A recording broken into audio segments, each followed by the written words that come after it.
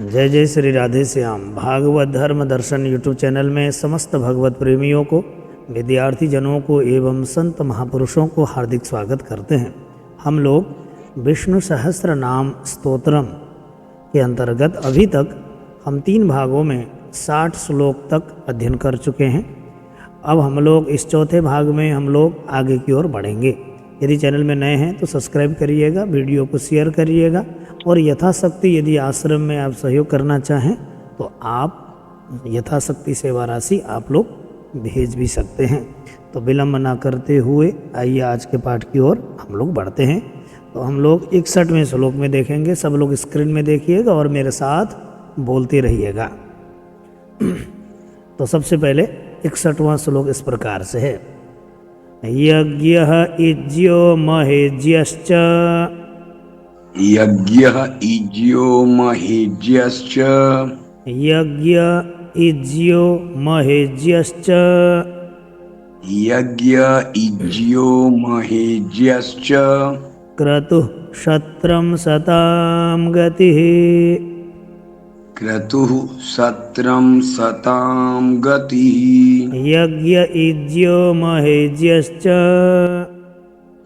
यज्ञ इज्यो महेज्यश्च क्रतुः क्षत्रं सतां गतिः क्रतुः क्षत्रं सतां गतिः सर्वदर्शी विमुक्तात्मा सर्वदर्शी विमुक्तात्मा सर्वदर्शी विमुक्तात्मा सर्वदर्शी विमुक्तात्मा सर्वज्ञो ज्ञानमुत्तमम् सर्वज्ञो ज्ञानमुत्तमम् यज्ञ इज्यो महेज्यश्च यज्ञ इज्यो महेज्यश्च क्रतुः क्षत्रं सतां गतिः क्रतुः क्षत्रं सतां गतिः सर्वदर्शी विमुक्तात्मा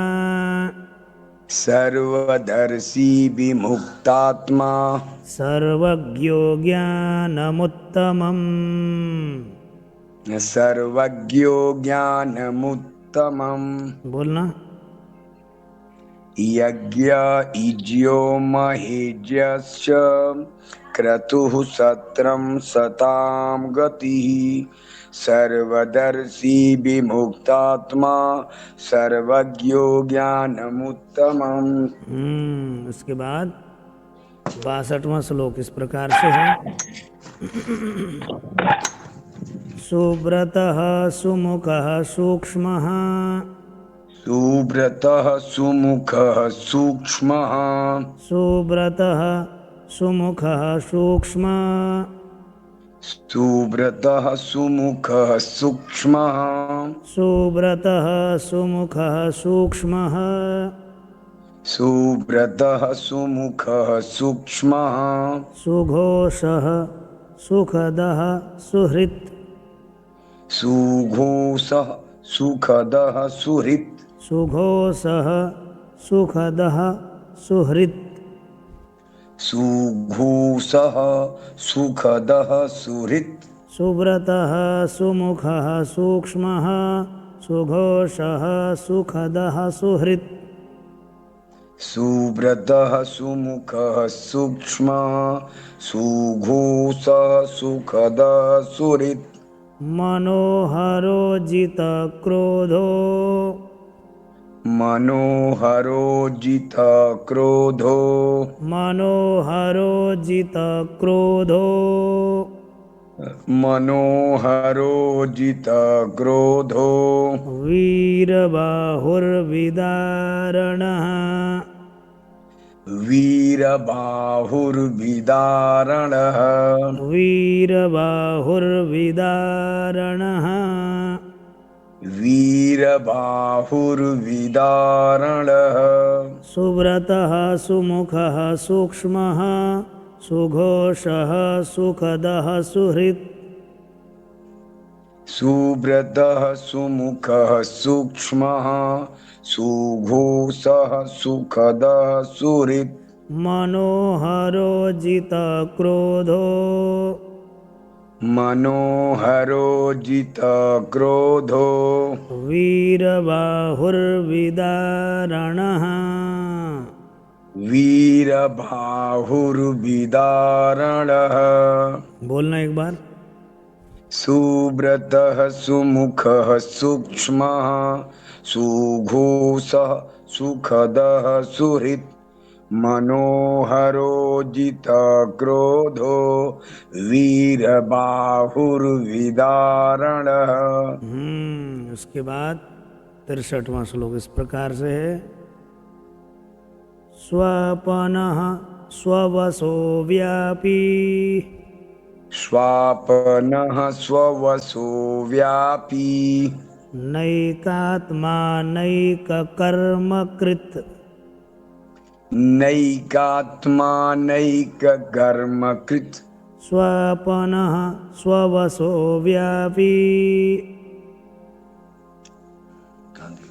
स्वापनः स्ववसो व्यापी नैकात्मा नैककर्मकृत् नैकात्मा नैककर्मकृत् वत्सरो वत्सलो वत्सी वत्सरो वत्सलो वत्सी रत्नगर्भो धनेश्वरः रत्नगर्भो धनेश्वरः। स्वपनः स्ववसो व्यापी स्वापनः स्ववसो व्यापी नैकात्मा नैककर्मकृत् नैकात्मा नैककर्मकृत् वत्सरो वत्सलो वत्सी वत्सरो वत्सलो वत्सी रत्नगर्भो धनेश्वरः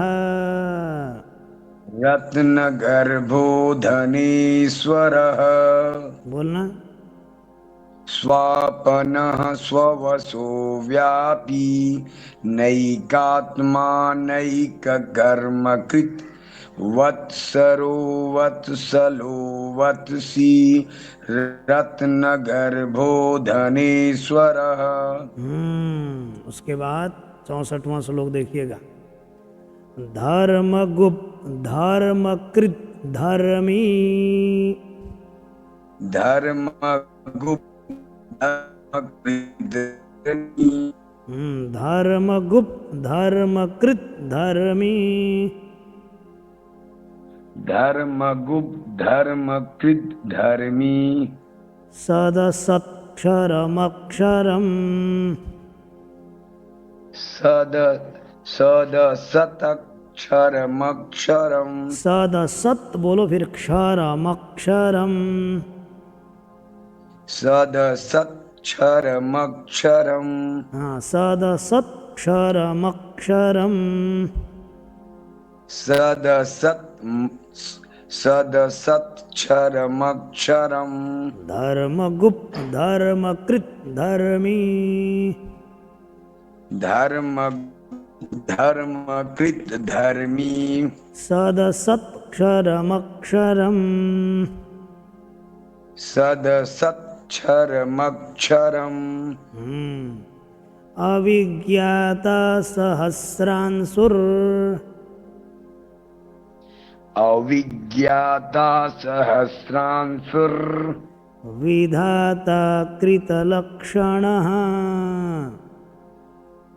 विधाता कृतलक्षणः अविज्ञाता सहस्रांसुर विधाता कृतलक्षणः अविज्ञाता सहस्रांसुर विधाता कृतलक्षणः धर्मगुप्त धर्मकृत धर्मी धर्मगुप्त धर्मकृत धर्मी सदसत्क्षरमक्षरम् सदसत्क्षरमक्षरम् अविज्ञाता सहस्रांसुर अविज्ञाता सहस्रांशुर विधाता कृतलक्षणः। विधाता कृतलक्षणः। बोलना एक बार। धर्मगुप्त धर्मकृत धर्मी सदसक्षरमक्षरम् अविज्ञाता सहस्रांशुर विधाता कृतलक्षणः। उसके बाद 65वां श्लोक इस प्रकार से है। गभस्तिनेमिः सत्त्वस्थः। गभस्तिनेमिः सत्त्वस्थः। गभस्तिनेमिः सत्त्वस्थः। गभस्तिनेमिः सत्त्वस्थः। सिंहो भूतमहेश्वरः।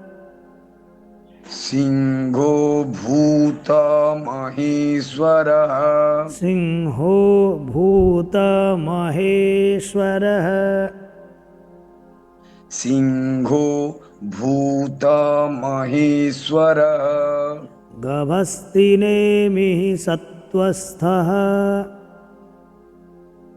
गभस्तिनेमिः सत्त्वस्थः। सिंहो भूतमहेश्वरः। सिंहो भूतमहेश्वरः। आदिदेवो महादेवो। आदिदेवो महादेवो। देवेशो देवभृद्गुरुः। देवेशो देवभृद्गुरु। आदिदेवो महादेवो देवेशो देवभृद्गुरुः। आदिदेवो महादेवो देवेशो देवभृद्गुरुः। गभस्तिनेमिः सत्त्वस्थः। गभस्तिनेमिः सत्त्वस्थः। सिंहो भूतमहेश्वरः। सिंहो भूतमहेश्वरः। आदिदेवो महादेवो। आदिदेवो महादेवो। देवेशो देवभृद्गुरुः। देवेशो देवभृद्गुरुः। बोलना। गभस्तिनेमिः सत्त्वस्थः। मैं एक्शन लाएगा पूजा। इसको क्यों नहीं मान रही हो?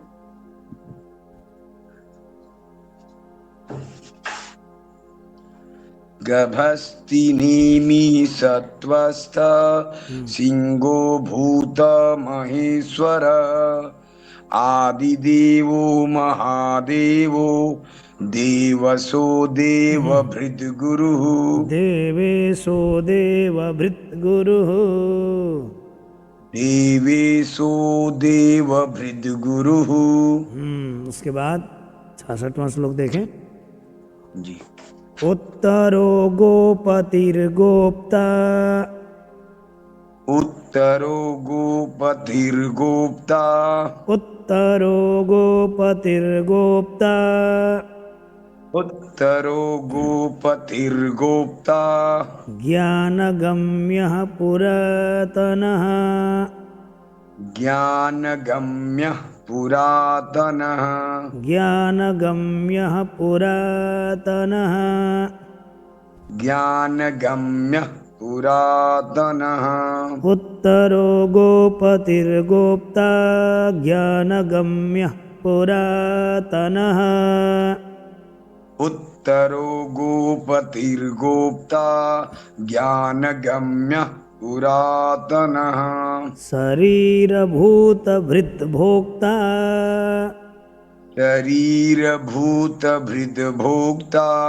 कपीन्द्रो भूरिदक्षिणः।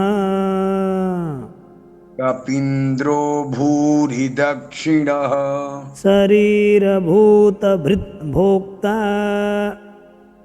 शरीरभूतभृद्भोक्ता कपीन्द्रो भूरि दक्षिणः कपीन्द्रो भूरि दक्षिणः उत्तरो गोपतिर्गोप्ता ज्ञानगम्यः पुरातनः उत्तरो गोपतिर्गोप्ता ज्ञानगम्यः पुरातनः शरीरभूतभृद्भोक्ता कपीन्द्रो भूरि दक्षिणः शरीरभूतभृद्भोक्ता कपीन्द्रो भूरि दक्षिणः बोलना एक बार। उत्तरो गोपतिर्गोप्ता ज्ञानगम्यः पुरातनः शरीरभूतभृद्भोक्ता कपीन्द्रो भूरि दक्षिणः। उसके बाद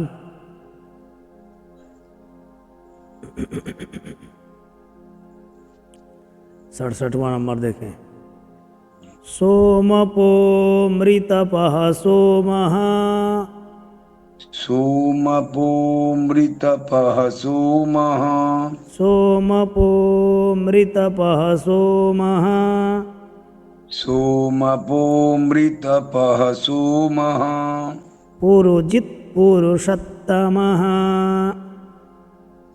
पुरुजित् पुरुषोत्तमः पुरुजित् पुरुषत्तमः पुरुजित् पुरुषोत्तमः सोमपो मृतपः सोमः सोमपो मृतपः सोमः पुरुजित् पुरुषत्तमः पुरुजित् पुरुषोत्तमः विनयो जयः सत्यसन्धो विनयो जयः सत्यसन्धो विनयो जयः सत्यसन्धो विनयो जयः सत्यसन्धो दासार्हः सात्वतां पतिः दासार्हः सात्वतां पतिः दासार्हः सात्वतां पतिः दासार्हः सात्वतां पतिः सोमपो मृतपः सोमः पुरुजित् पुरुषत्तमः सोमपो मृतपः सोमः पुरुजित् पुरुषोत्तमः विनयो जयः सत्यसन्धो विनयो जयः सत्यसन्धो दासार्हः सात्वतां पतिः दासार्हः सात्वतां पतिः बोलना। सोमपो मृतपः सोमः पुरुजित् पुरुषोत्तमः विनयो जयः सत्यसन्धो दासार्हः सात्वतां पतिः। उसके बाद अब आगे देखेंगे हम 68वां श्लोक इस प्रकार से है। जीवो विनयिता साक्षी जीवो विनयिता साक्षी जीवो विनयिता साक्षी जीवो विनयिता साक्षी मुकुन्दो मितविक्रमः मुकुन्दो मितविक्रमः जीवो विनयिता साक्षी मुकुन्दो मितविक्रमः जीवो विनयिता साक्षी मुकुन्दो मितविक्रमः अम्भो निधिरनन्तात्मा अम्भो निधिरनन्तात्मा अम्भो निधिरनन्तात्मा अम्भो निधिरनन्तात्मा महोदधिसयोऽन्तकः महोदधिसयोऽन्तकः महोदधिसयोऽन्तकः महोदधिसयोऽन्तकः जीवो विनयिता साक्षी मुकुन्दो मितविक्रमः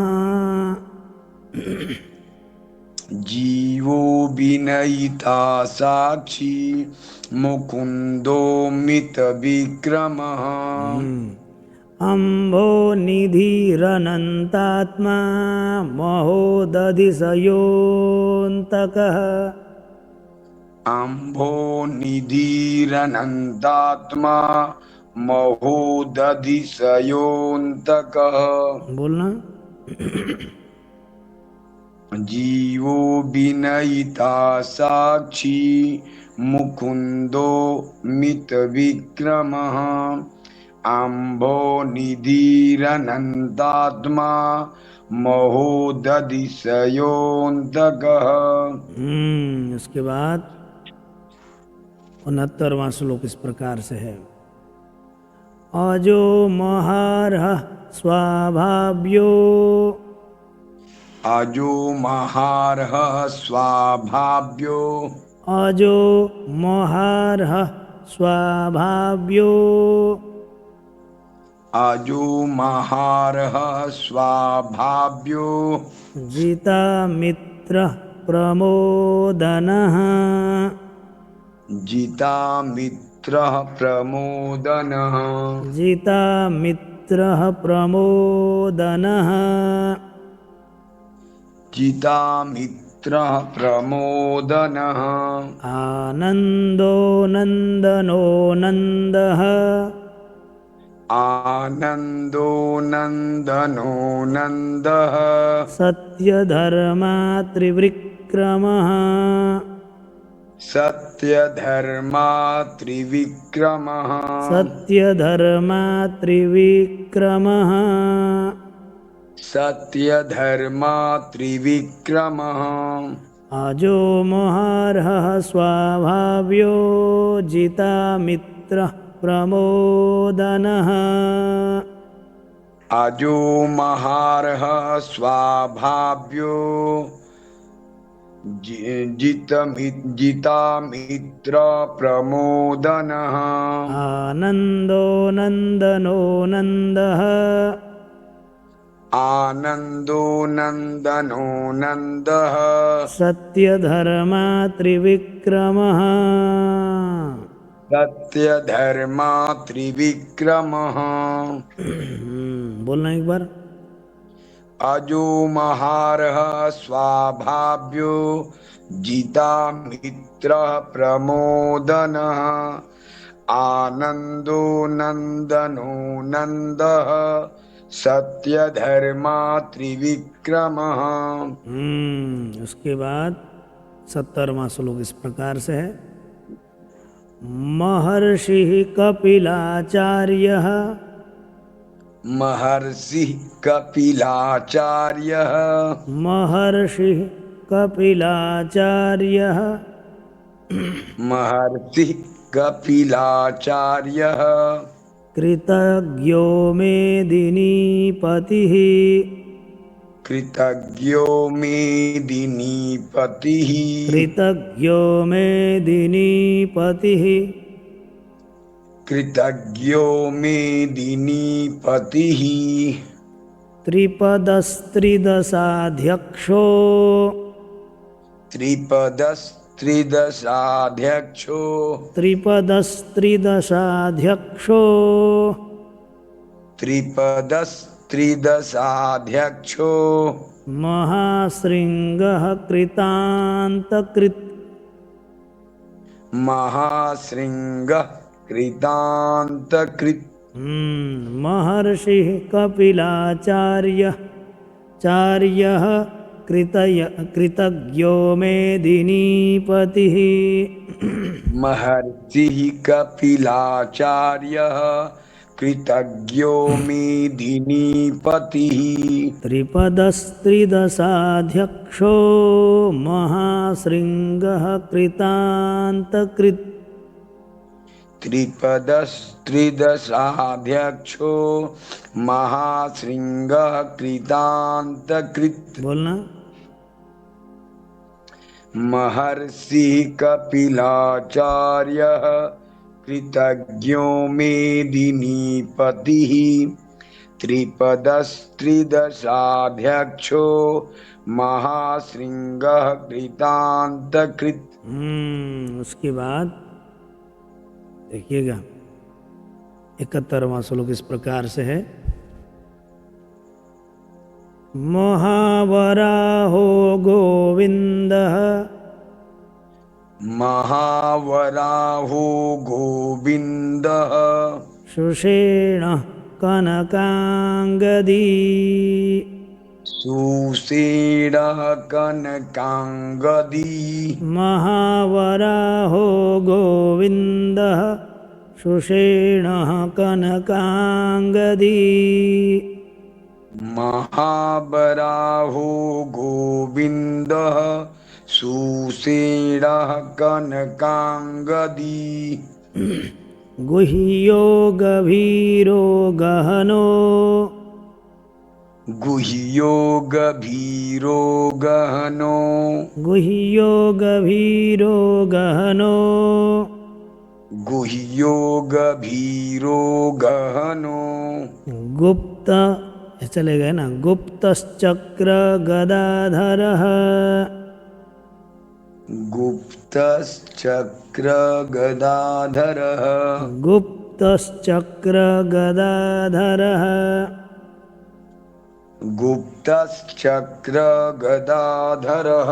महावराहो गोविन्दः सुषेणा कनकांगदी। महावराहो गोविन्दः सुषेणः कनकांगदी। गुह्यो गभीरो गहनो गुप्तश्चक्र गदाधरः। गुह्यो गभीरो गहनो गुप्तश्चक्र गदाधरः। बोलना एक बार।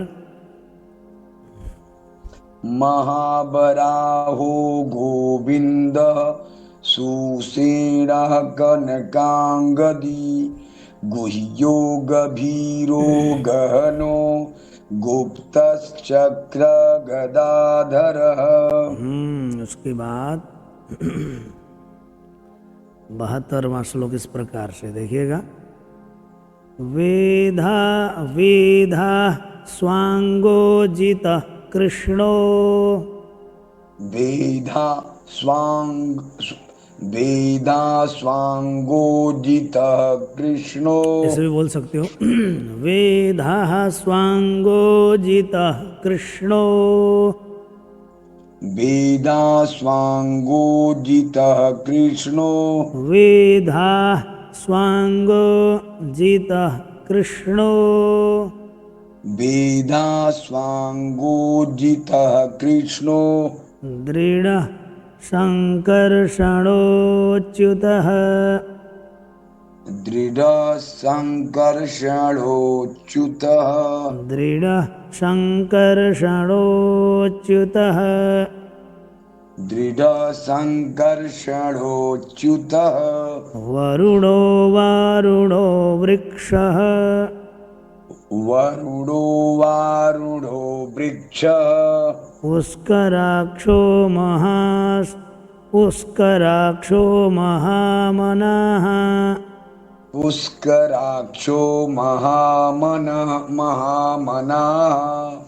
पुष्कराक्षो महामनः। पुष्कराक्षो महामनः। वेदाः स्वांगोजितः कृष्णो। वेदा स्वाङ्गोजितः कृष्णो दृढः सङ्कर्षणोच्युतः दृढः सङ्कर्षणोच्युतः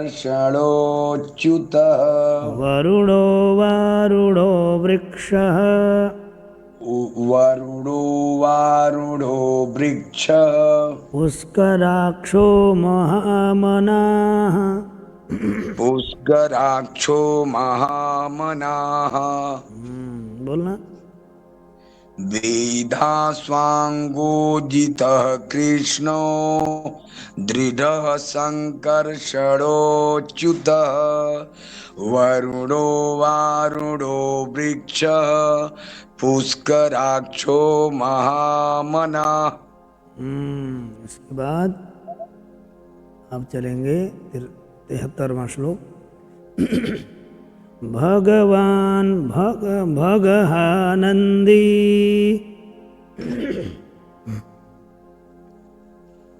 भगवान भगहानंदी आधा न करिएगा, ठीक है। भगवान भगहानंदी भगवान भगहानंदी वनमाली हलायुधः वनवाली हलायुधः भगवान भगहानंदी भगवान भगहानंदी वनमाली हलायुधः वनमाली हलायुधः आदित्यो ज्योतिरादित्यः आदित्यो ज्योतिरादित्यः आदित्यो ज्योतिरादित्यः आदित्यो ज्योतिरादित्यः सहिष्णुर्गतिसत्तमः सहिष्णुर्गतिसत्तमः सहिष्णुर्गतिसत्तमः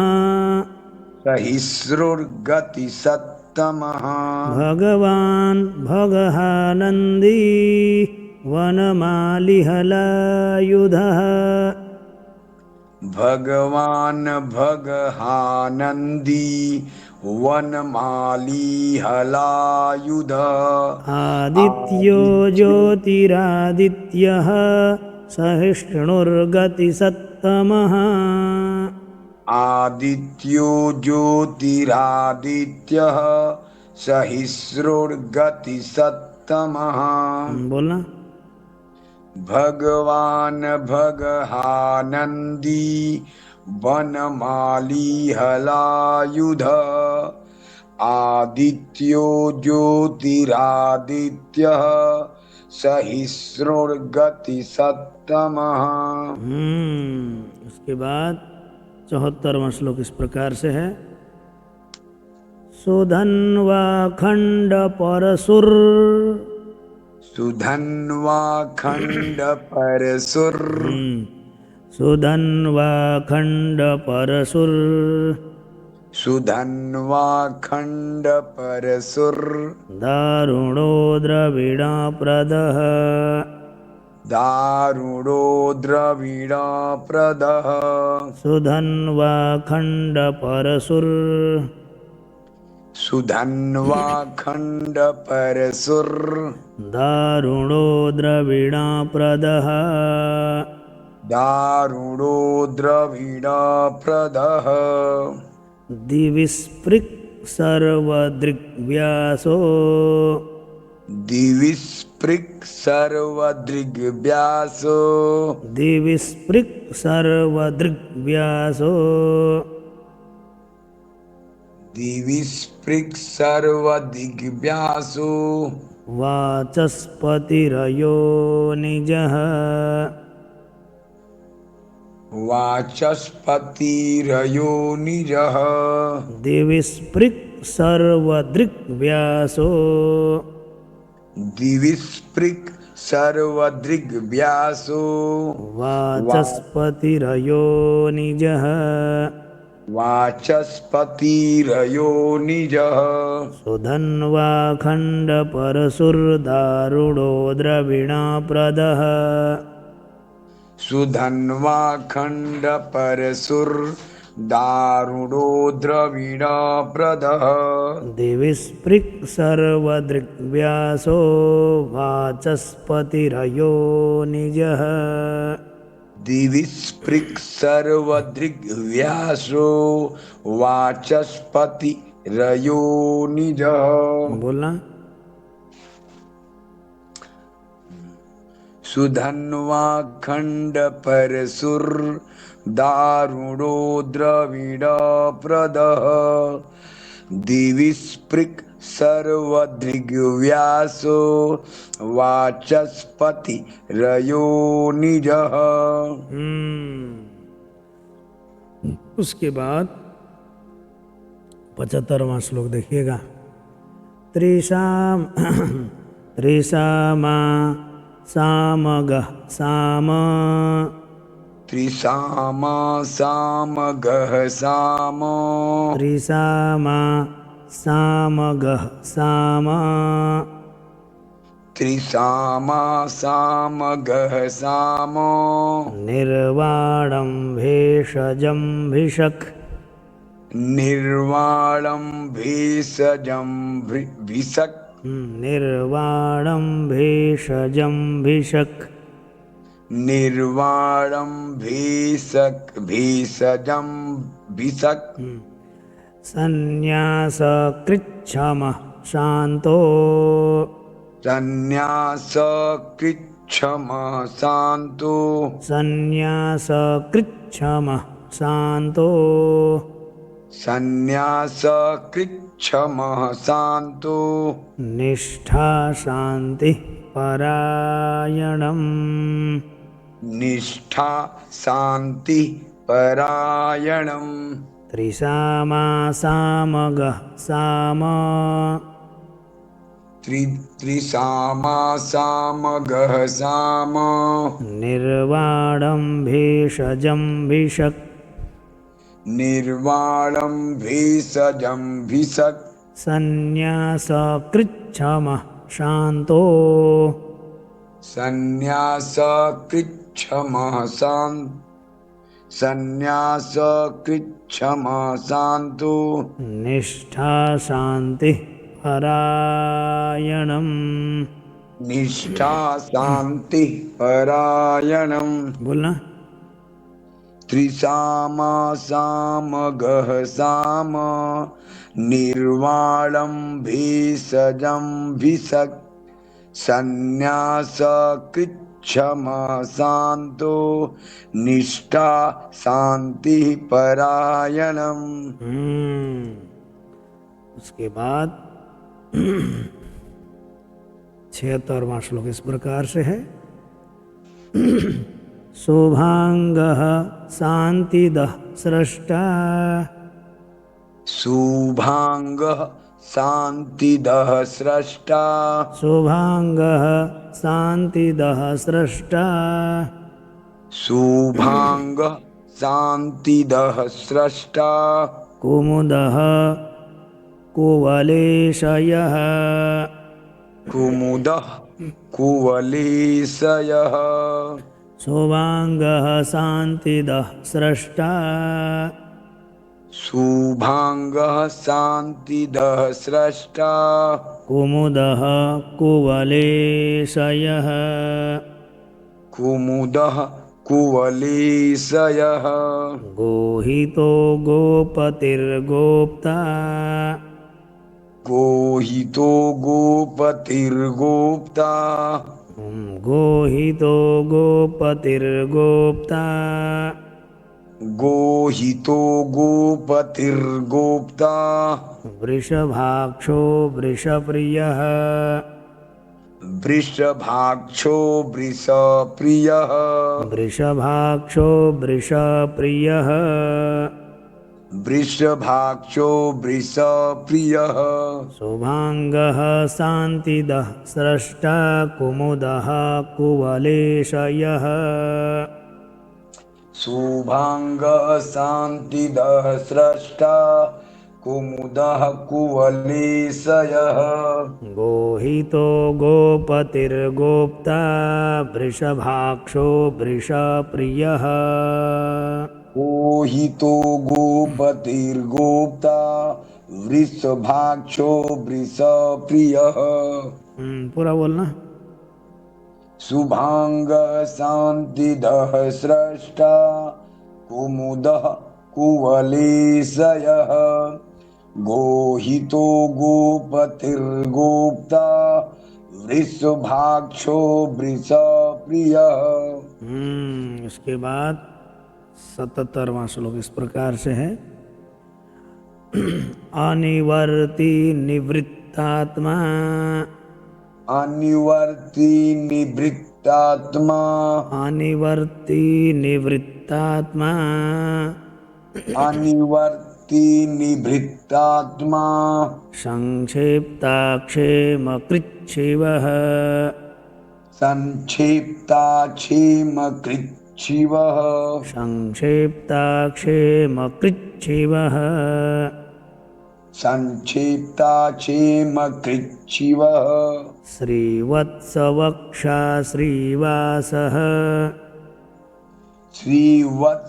श्रीवत्सवक्षा श्रीवास श्रीवत्सवक्षा श्रीवासः श्रीवत्सवक्षा श्रीवास श्रीपतिः श्रीमतां वरः श्रीपति श्रीमतां वरः अनिवर्ति निवृत्तात्मा संक्षेप्ताक्षेमकृच्छिवः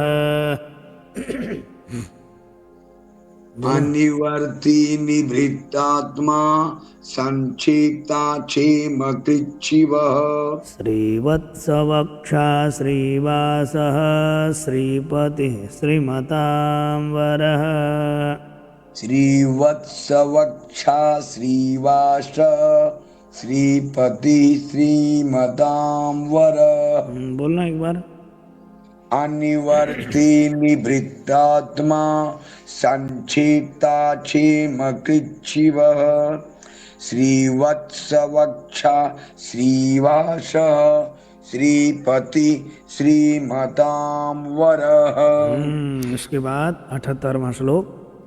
श्रीदः श्रीशः श्रीनिवासः श्रीदः श्रीशः श्रीनिवासः श्रीदः श्रीशः श्रीनिवासः श्रीदः श्रीशः श्रीनिवासः श्रीनिधि श्रीविभावनः श्रीनिधि श्रीविभावनः श्रीदः श्रीशः श्रीनिवासः श्रीदः श्रीशः श्रीनिवासः श्रीनिधि श्रीविभावनः श्रीनिधि श्रीविभावनः श्रीधरः श्रीकरः श्रेयः श्रीधर श्रीकरः श्रेयः श्रीमान् लोकत्रयाश्रयः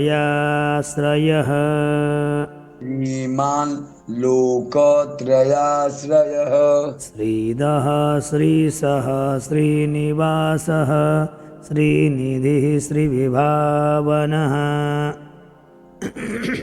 श्रीदः श्रीशः श्रीनिवासः श्रीनिधि श्रीविभावनः श्रीधरः श्रीकरः श्रेयः श्रीमान् लोकत्रयाश्रयः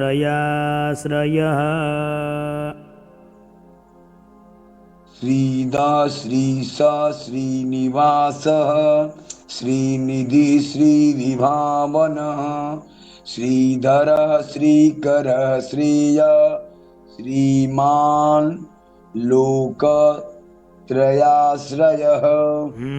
उसके बाद 79वां श्लोक इस प्रकार से है।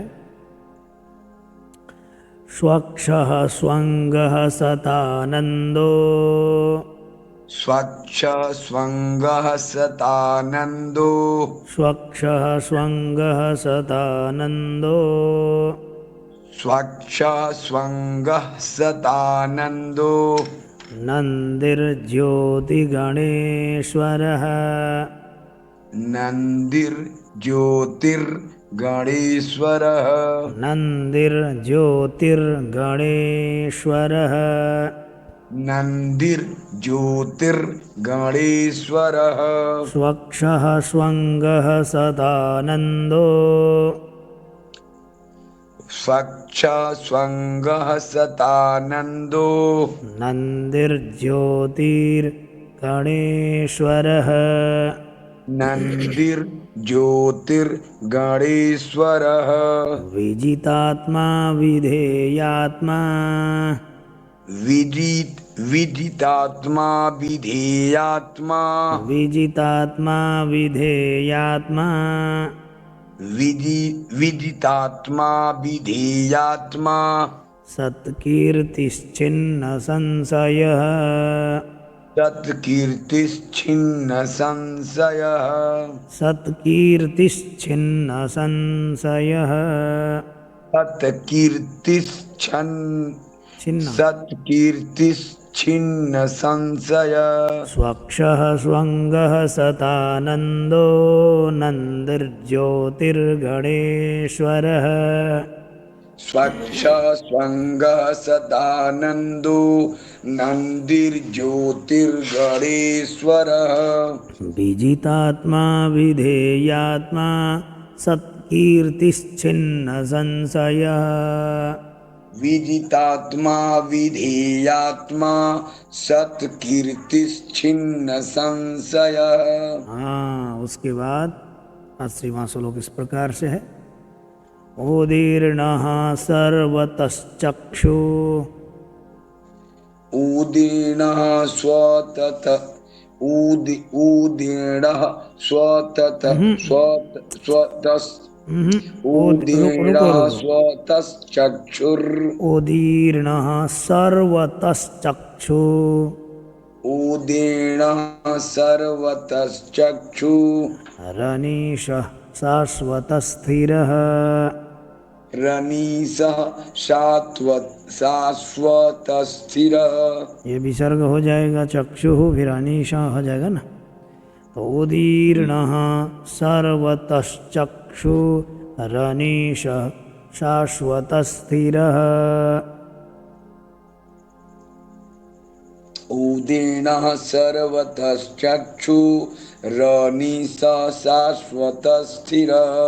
भूषयो भूषणो भूतिर् भूषयो भूषणो भूतिर् भूषयो भूषणो भूतिर् भूषयो भूषणो भूतिर् विशोकः शोकनाशनः विशोक शोकनाशनः। उदीर्णः सर्वतश्चक्षु रनीशः शाश्वतस्थिरः। उदीर्णः सर्वतश्चक्षु रनीशः शाश्वतस्थिरः। भूषयो भूषणो भूतिर्विशोकः शोकनाशनः भूषयो भूषणो भूतिर्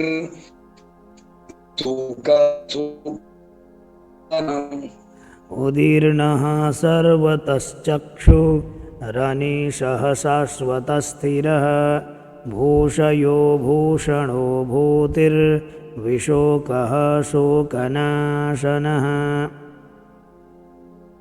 भूषणो